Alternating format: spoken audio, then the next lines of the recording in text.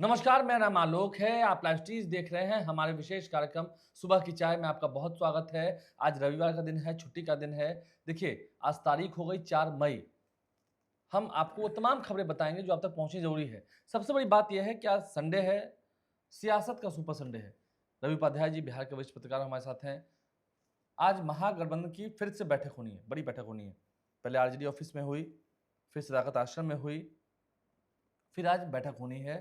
तमाम जो महागठबंधन के दिग्गज नेता हैं, तेजस्वी यादव हों, कृष्णा लावारू, राजेश राम, मुकेश सहनी, लेफ्ट पार्टी से तमाम जितने बड़े नेता हैं वो यहाँ जुटेंगे, एक जमावड़ा दिखेगा। इसके अलावा देखिए, हम अगर बात करेंगे, आज रविवार है, नीट की परीक्षा भी आज होनी है। वहीं निगाहें नीतीश कुमार की ओर भी हैं। नीतीश कुमार भी इस साल कई तोहफे देने में लग गए हैं, क्योंकि इस साल बिहार में चुनाव जो है, सरकार ऐसा करती है और जो अच्छे अच्छे प्रोजेक्ट्स बनकर तैयार हैं, तोहफा दे भी क्यों ना, ये भी ज़रूरी है। इसके अलावा देखिए, तमाम उन सियासत भरी खबरों से हम आपको अवगत कराएंगे। असदुद्दीन ओवैसी भी बिहार दौरे पर हैं। उन्होंने कहा है कि आरजेडी को भीख मांगने पर मजबूर कर देंगे। शुरुआत करते हैं, आज सबसे बड़ी खबर, महागठबंधन की बड़ी बैठक। सबकी नज़रें वहीं होंगी। दीघा में है, आशियाना दीघा रोड में, दीघा रिसोर्ट में है। दोपहर 12 बजे से बैठक शुरू होनी है। देखिए, सबसे बड़ी बात है, महागठबंधन की 2 बैठक हो चुकी है। यह ठीक है, तीसरी बैठक है, अहम बैठक मानी जा रही है।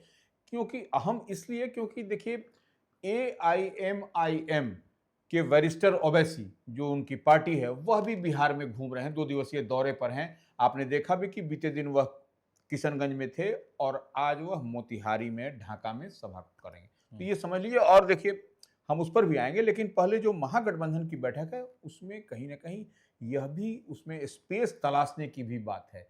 क्योंकि देखिए, जो जिस तरीके से केंद्र की नरेंद्र मोदी सरकार ने, आप देखा कि किस तरीके से जाति गणना को लेकर के जारी किया, फैसला लिया कैबिनेट फैसला में। लिया, तो वो उसके बाद से यह कहा जा रहा है, अब सब कोई उसका श्रेय लेने के फेरा में है। या एनडीए हो, या इंडिया गठबंधन, आरजेडी हो, कांग्रेस हो, भाजपा हो, जदयू हो, तमाम लोग वो, अब आरजेडी महागठबंधन का कहना है कि हमारे प्रेशर में यह किया गया। जी। और ये नीतीश कुमार की पार्टी भी जश्न मना रही है। हम वही कह रहे हैं, तो तमाम तरह लड्डू चल रहे हैं, सब लड्डू पार्टी बट का, रहे हैं, हाँ, पटाखे फूट रहे हैं। पटाखे फूट रहे हैं, यह एक अलग विषय है। लेकिन अब देखने वाली बात है कि यह पहलगांव में इतना बड़ा हमला हुआ, जो विपक्ष कह रहा है, जो तमाम विपक्षी पार्टियों का यह आरोप है कि वहां पर नहीं जाकर के यहाँ बिहार में इस तरीके से जाति गणना में, तो आपने देखा कि जो है सो जिस तरीके से 2023 में जाति गणना बिहार सरकार ने कराया था, लेकिन उसमें बहुत घी करने के बाद भी बिहार को अपनी राशि से वो खर्च करनी पड़ी थी। 500 करोड़ रुपए खर्च हुए थे। बिल्कुल। और 2 अक्टूबर को महात्मा गांधी की जयंती के दिन हाँ, रिपोर्ट का प्रकाशन किया गया था। बिल्कुल। तो ये समझने वाली बात है कि इस बीमारू राज्य में अगर यदि 500 करोड़ रुपए की जो बात आ रही है, 1000 करोड़ रुपए, तो वह अगर यदि राशि रहती तो अपने डेवलपमेंट पर खर्च होता। अब देखिए, यह बात केंद्र की सरकार, यही महागठबंधन इसको कहा, यही हम लोग डिकोड भी कर रहे हैं। तो ये सबसे बड़ी बात है, नंबर 1 बात। नंबर 2 बात की देखिए, अब यह जातीय गणना के बाद में यह कहा जा रहा है कि उससे जो पासमानदा जो मुस्लिम है, जाति और धर्म के नाम पर बटेंगे, तो वोट जो है सो महागठबंधन का जो डिवीजन होगा, और उससे एनडीए को, भारतीय जनता पार्टी को लाभ होगा। लेकिन एक बात जान लीजिए, हम कई दफा इस बात को बोल चुके हैं कि मुस्लिम समाज स्ट्रेटेजिकल वोट करता है और इधर उधर जाति धर्म के नाम पर वह नहीं बटेगा। और जिस तरीके से वक्त संशोधन विधेयक को लेकर के जो नाराजगी है अल्पसंख्यकों में, मुसलमान में, वह इधर उधर वोट नहीं करेंगे। लेकिन इसी में जोड़ते हैं सर, असदुद्दीन ओवैसी भी बिहार में घूम रहे हैं। बिल्कुल। कल सीमांचल का दौरा उन्होंने किया, बिल्कुल। आज ढाका में उनकी सभा होनी है। वो तो कह रहे हैं कि आरजेडी ने मेरे 4 विधायक तोड़े ना 2022 में। बिल्कुल। 5 जीत के आए थे 2020 में। बिल्कुल। 2022 में 4 विधायक आरजेडी के पाले में चले गए थे। बिल्कुल। उनमें से एक मंत्री भी बने थे जब महागठबंधन की सरकार बनी थी। तो भीख मांगने पर मजबूर कर देंगे 2025 में। देखिए, सीमांचल में उनका दबदबा तो है नहीं, इसको थोड़ा सा हम लोग और डिकोड कर देते हैं। जी।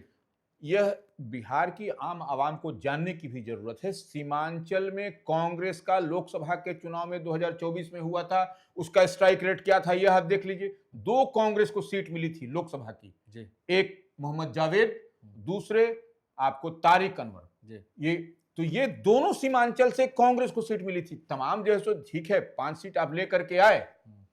ओवैसी की पार्टी एआईएम 2020 के विधानसभा चुनाव में 5 सीट लेकर के आए, 4 जो है सो उनके सारे विधायक 4 चले गए, आरजेडी में चले गए, 1 बच गए, तरोल इमाम, तो वो बच गए। लेकिन आप लोकसभा चुनाव जो 2024 में हुआ, तो आपका स्ट्राइक रेट क्या था? पप्पू यह यादव भी जीते।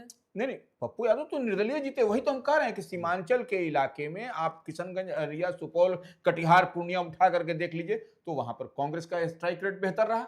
इस बात को कौन नहीं मानेगा, ये बताए, हम जानना चाहते हैं। तो ये कहीं ना कहीं कांग्रेस वहां पर दम दिखाती हुई दिखाई पड़ रही है। तो ये ओवैसी को भारी पड़ेगा अगर यदि वोट का डिवीजन होगा। और हम बार बार कह रहे हैं, देखिए ओवैसी ताल ठोक रहे हैं, निश्चित रूप से ताल ठोकें, लेकिन वोट इधर सुधर नहीं होगा। क्यों नहीं होगा? क्योंकि मुस्लिम समाज स्ट्रेटजिकल वोट करता है, इस बात को मानना पड़ेगा। और वह वक्त संशोधन विधेयक के बाद जो नाराजगी है मुस्लिम समाज में, वह निश्चित रूप से सामने वाले को हराने के लिए, परास्त करने के लिए पूरी एकजुटता के साथ, महागठबंधन के साथ जुटा रहेगा। क्योंकि हमारी बात से थोड़ी सी भी अगर इत्तेफाक है तो सीमांचल में 2024 में लोकसभा चुनाव के परिणाम को देख लेना चाहिए।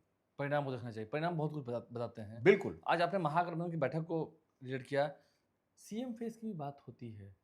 सीएम फेस तो तय ही है, क्योंकि अगर तेजस्वी यादव को नहीं पाएंगे तो बड़ा नुकसान होगा। निश्चित रूप से देखिए जी। तेजस्वी, आप थोड़ा सा उसको पीछे चलिए, आप देखिएगा कि राहुल गांधी का क्या बयान आया था पहले जब महागठबंधन इंडिया ब्लॉक बना था, कि जो जिस स्टेट में ड्राइविंग सीट पर क्षेत्रीय दल है वही जो है सो लीड करेगा। तो यहां पर निश्चित रूप से तेजस्वी यादव ड्राइविंग सीट पर हैं। और 2 बैठकें हुई महागठबंधन की, उसमें आपने देखा कि तेजस्वी यादव मुख्य सेंटर पर, मुख्य बिंदु पर बैठते थे और वही उसके बाद शुरुआत करते थे, और वहीं से उसके बाद कृष्णा लवरू या कांग्रेस के प्रदेश अध्यक्ष या फिर मुकेश सहनी। तो ये स्पष्ट रूप से दिखाई पड़ता है। और देखिए उनको जो महागठबंधन का जो फोल्ड बना, उसके कन्वीनर भी उनको बनाया गया, वो उसके अध्यक्ष भी बने हुए हैं। तो यह इतनी बात तो तय मान के चलिए कि सीएम का चेहरा तेजस्वी यादव ही होंगे। और विधानसभा में आप देखिए जो गणित है उसमें भी वो बड़ी पार्टी है, तेजस्वी यादव की पार्टी राष्ट्रीय जनता की बात हम कर रहे हैं। हाँ, तो वही बड़ी पार्टी है। और वाम दल भी देखिए कहीं ना कहीं डायरेक्टली इनडायरेक्टली आप वाम दल से ये बात करिएगा। बीते दिन दीपांकर भट्टाचार्य जो उनकी पार्टी है भाकपा माले, उन्होंने डायरेक्टली इनडायरेक्टली कह भी दिया कि देखिए जो सबसे बड़ी पार्टी होगी वही जो है सो चेहरा हो। तो वो सबसे बड़ी पार्टी सबसे अधिक सीट पर जब राष्ट्रीय जनता दल लड़ेगी तो स्वाभाविक तौर पर उनके ही चेहरे, उनके ही पार्टी के मुख्यमंत्री के दावेदार होंगे। उसमें कहां दिक्कत है? और कोई दिक्कत नहीं है। और अगर ऐसा नहीं करते तो महागठबंधन को नुकसान भी होगा। निश्चित रूप से नुकसान होगा। तो देखिए महागठबंधन इस बार 2020 नहीं दोहराने जा रही है, इस बात को मान लीजिए। एक उम्मीदवार एकदम सिलेक्ट करके, सेलेक्ट नहीं, अच्छा बेहतर। और एक चीज हम बार बार इस बात को कह रहे हैं, इसको आप कहीं से पता भी कर लीजिए, जिसको पता करना है। 15 तारीख को तेजस्वी के सामने जो सर्वे, इंटरनल सर्वे तेजस्वी की टीम करवा रही है, वह रिपोर्ट तेजस्वी के पास में चला आएगा 15 तारीख को, 15 मई को, नंबर 1। और वो अभी जितने सिटिंग एमएलए हैं उनका सर्वे हो रहा है। फिर जब फर्स्ट फेज में, उसके बाद दूसरा फेज स्टार्ट होगा कि महागठबंधन का, इंडिया ब्लॉक का कहां कहां पर एज मिलतेगा, क्या पर वहां पर कमी है, क्या बेहतरी है। तो ये सब तेजस्वी पूरा जो है सो एक तरफ से कहें तो कलेक्ट करते हुए, सेलेक्ट करते हुए दिखाई पड़ रहे हैं कि कैसे बेहतर परफॉर्मेंस 2025 के विधानसभा में, आम विधानसभा में होगा। चलिए ये बात हम आपको बता रहे थे। हम अगर बात करेंगे चुनावी माहौल से थोड़ा हट के, नीतीश कुमार बिहार के मुख्यमंत्री, कल उन्होंने राजधानी पटना वासियों को भी एक सौगात दी है। बिल्कुल। पीएमसीएच का जो फेज 1 का काम था वो पूरा हो गया। 1117 बेड का अस्पताल जो है वो बनकर तैयार हुआ, अच्छा बना। निश्चित रूप से देखिए यह एक विश्व स्तरीय हॉस्पिटल बनाने की कवायद है नीतीश सरकार की। और निश्चित रूप से जब सारा फेज वाइज जब कंप्लीट हो जाएगा, तब देखिएगा पटना मेडिकल कॉलेज अस्पताल जो पीएमसीएच है, पुराना प्रतिष्ठित है, तो वो निश्चित रूप से एक देश के मानचित्र पर वो आपको दिखाई पड़ेगा कि कैसे कैसे। और हमको लगता है कि इतना बड़े स्तर पर बन रहा है कि वह कहां पर किसी भी तरह की, हर फैकल्टी की, हर विभाग की, हर के अच्छे अच्छे डॉक्टर, वहां पर आपको बेहतरीन इलाज होगा। अब इलाज के लिए आपको इधर उधर नहीं जाना पड़ेगा। वो जो कहे थे क्योंकि आगे फेज 2 फेज 3 का भी काम होना है, क्योंकि मरीन ड्राइव बन गया, काफी अच्छी कनेक्टिविटी हो गई, पटना में डबल डेकर फ्लाईओवर बन गया है। और जो जानकारी है 15 अगस्त से मेट्रो का भी काम शुरू हो जाएगा, मतलब मेट्रो का परिचालन शुरू हो जाएगा। तो बेहतर पटना बना दिया नीतीश कुमार ने। चुनावी साल है ना, तो रिपोर्ट कार्ड भी देना है। चुनावी साल नहीं है, स्मार्ट पटना होने जा रहा है, स्मार्ट सिटी के तहत यह काम हो रहा है। नीतीश कुमार देखिए, और जेडीयू की बात कही जाती है, वह विजनरी पार्टी है। नीतीश कुमार का विजन बोलता है, काम बोलता है। तो इस लिहाज से, और उनके साथ में रहने वाले जो थिंक टैंक हैं तमाम, जो अशोक चौधरी की बात कर लीजिए, विजय चौधरी की बात कर लीजिए, संजय झा की बात कर लीजिए, तमाम लोग काम करने वाले लोग हैं। ललन सिंह को हम देख रहे थे कल आरजेडी पर हमलावर थे। हाँ बिल्कुल। लालू प्रसाद ने क्यों नहीं करा दिया जनगणना? नहीं देखिए, कास्ट सेंसस की बात होती है, क्यों नहीं करा दिया? बिल्कुल, रेल मंत्री थे। बिल्कुल बिल्कुल। देखिए वह ठीक है, लेकिन अभी देखिए सबसे बड़ी बात है, ललन सिंह तो बोल रहे हैं, वह कद्दावर नेता है, नरेंद्र मोदी कैबिनेट में मिनिस्टर हैं, तो वो उनकी बात कहेंगे। लेकिन एक बात तो है, पहलगांव जैसा माने घटना हुई और उसके बाद इस तरीके से जातीय गणना की बात हो रही है। अब मोहर लगी कैबिनेट हाँ, से। कैबिनेट की मोहर लगी, तो यह कहीं न कहीं बिहार के आम आवाम इस बात को भी जानना चाह रहे हैं कि क्या मसला है? यह कहीं विधानसभा का चुनाव 2025 में हो रहा है, इस लिहाज से तो नहीं कहा गया, नहीं तो यही जातीय गणना को लेकर के जिस तरीके से 2 टूक कहा गया था बीते दिन, आपने देखा भी था कि भारतीय जनता पार्टी की ओर से कोई नहीं बोलता था। एनडीए फोल्ड से भी कोई नहीं बोलता था कि जातीय गणना होगी, नहीं होगी, जबकि आम आवाम को जातीय गणना होने से निश्चित रूप से लाभ होगा, जिसकी जितनी संख्या भारी, जो उसकी भागीदारी की बात बिल्कुल, होगी। बिल्कुल सही बात बोल रहे हैं। आज आज़ादी में प्रेस कॉन्फ्रेंस भी बुलाई गई है शाम 4 बजे। हाँ, मिलन समारोह का आयोजन हो रहा है। तो बिल्कुल। अब तो लोग जुड़ेंगे पार्टी से। देखिए, एक आप इधर देखिए महागठबंधन की आज बैठक है, दूसरी तरफ राजद के प्रदेश मुख्यालय में शाम 4 4 बजे। बजे, शाम 4 बजे जो है सो मिलन समारोह रखा गया है। कई पार्टी के नेता आपको आरजेडी का दामन थामते हुए दिखाई पड़ेंगे। अब 4 बजे के बाद स्पष्टता के साथ दिखाई पड़ेगा कौन-कौन चेहरे राजद में शामिल हो रहे हैं और महागठबंधन की मजबूती के लिए आगे बढ़ रहे हैं। क्योंकि सर आपका लंबा एक्सपीरियंस है, हम आपसे जानेंगे। ये तो इस साल होना ही है। कई नेता आरजेडी वाले बिल्कुल, जेडीयू में, बिल्कुल। जेडीयू वाले आरजेडी में, वीआईपी वाले उसमें, तो अदला-बदली होती है। चुनावी इसमें देखिए, चुनावी माहौल में अदला-बदली हर पार्टी से इधर ऊपर, हर लोग अपने-अपने सोच से, अपने-अपने विचार से, अपने-अपने क्षेत्र के इक्वेशन के गणित के हिसाब से इधर-उधर होते रहते हैं, यह कोई नई बात नहीं है। नहीं, पुलवामा अटैक को आपने भी कहा माफ कीजिए, पहलगाम। पहलगाम अटैक को आपने कहा हो गए। बीजेपी ने भी अपनी स्ट्रैटेजी बनाई है। हाँ, देखिए, बीजेपी की स्ट्रेटजी है, बीजेपी के बीते दिन पार्टी कार्यालय में बड़ी बैठक हुई और उसके बाद से कहा गया कि जो तमाम जो मोदी गवर्नमेंट है, वह क्या कर रही है, उसके लिए सारे मंत्रियों को क्षेत्र वाइज़, सेगमेंट वाइज़ लगा दिया गया है और तमाम जो है सो आपको जाकर के बताएँगे कि क्या मोदी सरकार ने काम किया है, अन्य काम क्या हो रहा है, जो घटनाएँ हुई हैं, आतंकी घटनाएँ हुई, उस पर भी आम आवाम को बताया जाएगा। बिल्कुल। तेजस्वी यादव भी कल अति पिछड़ा सम्मेलन में थे, मिला हाई बिल्कुल, स्कूल में। हाँ। अब अति पिछड़ों को साधने की कोशिश हो रही है। देखिए, पिछड़ा और अति पिछड़ा, एक बात तो समझना पड़ेगा, पिछड़ा जी। अति पिछड़ा की जब बात आती है, हुँ। तो वहाँ पर आपको एक बात समझ में आएगी कि पिछड़ा अति पिछड़ा किसके साथ में है। तो वही जो है सो तेजस्वी यादव की पार्टी की ओर से भी जो उनके समाज के लोग हैं, पिछड़ा अति पिछड़ा समाज के, उनके लिए मिलर स्कूल ग्राउंड में बड़ा आयोजन किया गया था और तेजस्वी यादव उसमें हुंकार भरते हुए नजर आए और निश्चित रूप से चुनावी वर्ष है, चुनावी काल सबको है, मौका देंगे, सबको मौका सभी जातियों मिलेगा। को मौका देंगे। सारे जाति को देखिए, जाति की ही लड़ाई है अब।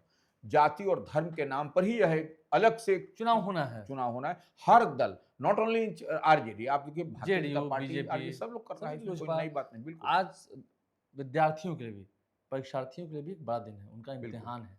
नीट की परीक्षा होनी है। बिल्कुल, देखिए, नीट की परीक्षा है और नीट की परीक्षा के पहले आपने देखा होगा ईओयू, आर्थिक अपराध इकाई ने एक मैसेज भी जारी किया है कि आप किसी भी गलतफहमी में न पड़ें और इधर-उधर नहीं देखें, सोशल मीडिया नहीं, आपको जाइए, आप चुपचाप से परीक्षा दीजिए। क्योंकि देखिए, इस आप नीट की जो परीक्षा आज हो रही है, उसके लिए बड़ी तैयारी की गई है। तमाम सेंटर पर सब कुछ इंतजाम है, बेहतर इंतजाम है और आप इधर-उधर करिएगा तो फेरा में पड़ जाइएगा, क्योंकि देखिए नीट परीक्षा के संजीव मुखिया अभी ही गिरफ्त में आया है। हाँ, गिरफ्त में आए हैं, लंबे समय से फरार चल रहे थे, उनको उनको बिहार पुलिस ने धर दबोचा पटना में ही और वह अभी इन दिनों जेल में है। तो जी। यह एक बड़ी बात है, निश्चित रूप से यह एक आज बड़ी परीक्षा है, सबकी नज़र होगी नीट परीक्षा पर। तो विद्यार्थियों का भी जीवन भविष्य उज्जवल हो। बिल्कुल। हम इस बात की कामना करते हैं। आज रविवार का दिन है, छुट्टी का दिन है और सियासत भरी संडे भी है।